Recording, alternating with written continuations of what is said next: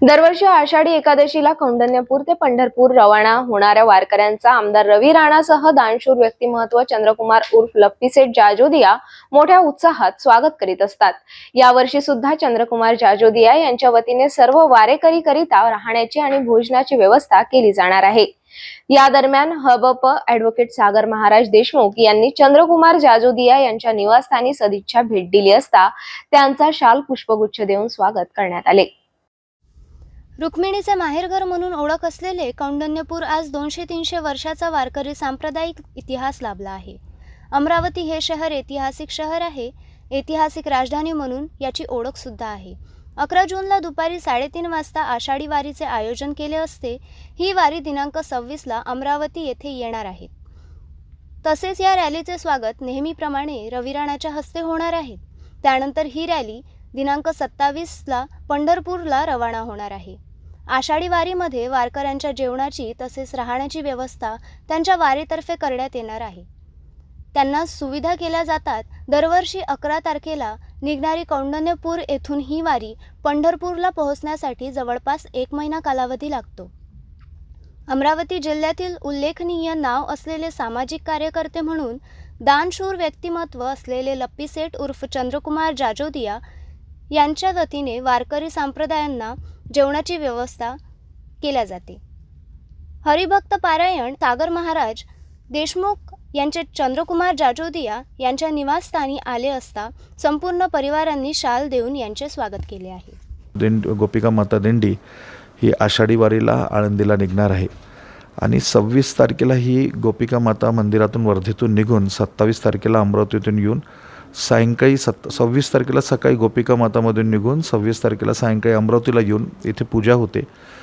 मुख्यतः रवी राणा पूजा करतात त्या दिंडींची आणि त्याच्यानंतर ती दिंडी 27 तारखेला सायंकाळी आळंदीला पोचेल आणि भरपूरशे वारकरी त्या दिंडीत येतात आणि हर वर्षीप्रमाणे भार दानशूर असतात। त्याच वर्षीप्रमाणे अमरावतीचे लप्पीसेठ हे एका ट्रकचं दान जे असते, एका ट्रकाचा पूर्ण खर्च आहे लप्पीसेठकडून असतो। त्यांना भगवंत त्यांना आशीर्वाद देव, त्यांना त्यांची आयु मोठी करो आणि त्यांना सुख समृद्धींनी मोठा करो। रामकृष्ण रे। वेगवेगळ्या वाऱ्या वेगवेगळ्या ठिकाणी निघतात। आपल्या परंपरेप्रमाणे सगळ्यात पहिले आईसाहेबांची दिंडी निघते, ती कौंडण्यपूरहून 11 तारखेला निघणार। त्याच दिवशी गजानन महाराजांची निघते, नंतर निवृत्ती महाराज वगैरे असे निघतात। मुख्य सोहळा जो असतो तो आळंदी आणि देहू असतो। देहूला जगद्गुरू 28ला निघणार आणि माऊली 29ला निघणार आणि हे लोक आम्ही सगळे लोक दशमीला म्हणजे 16 जूनला पंढरपुरात पोहोचणार। तिथीच्या हिशोबाने 1 दिवस समोर मागे होतो, पण हे जवळपास 21 दिवसाचा हा प्रवास असतो।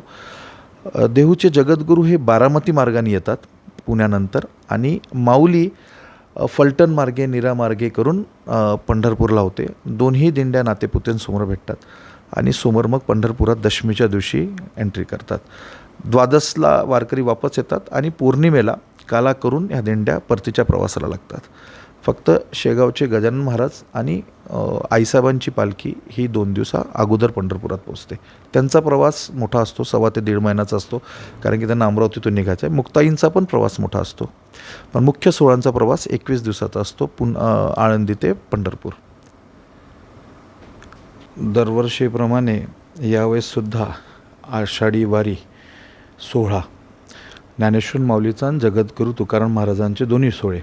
जगद्गुरू तुकाराम महाराजांचा सोहळा 28 जून 2024ला देहूतून प्रस्थान होणार आणि 29 जून 2024ला ज्ञानेश्वर माऊलींचा सोहळा प्रस्थान होणार।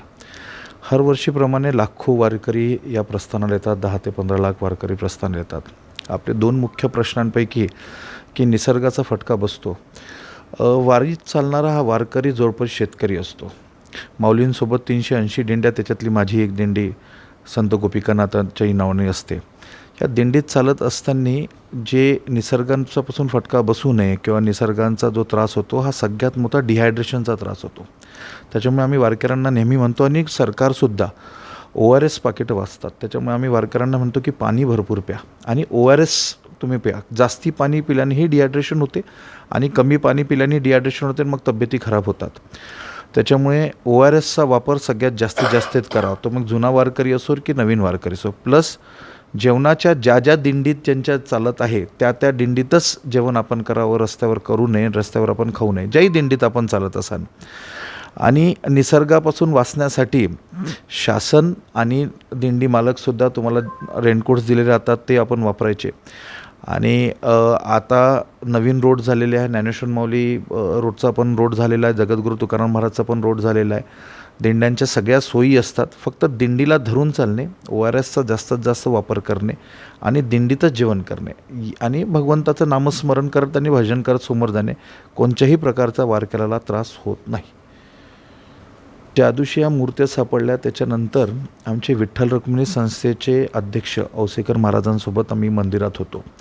मी त्या प्रथम दृष्टी मूर्त्या पाहिलेल्या आहे. त्यात प्रामुख्याने 4 मोठ्या मूर्त्या आहे.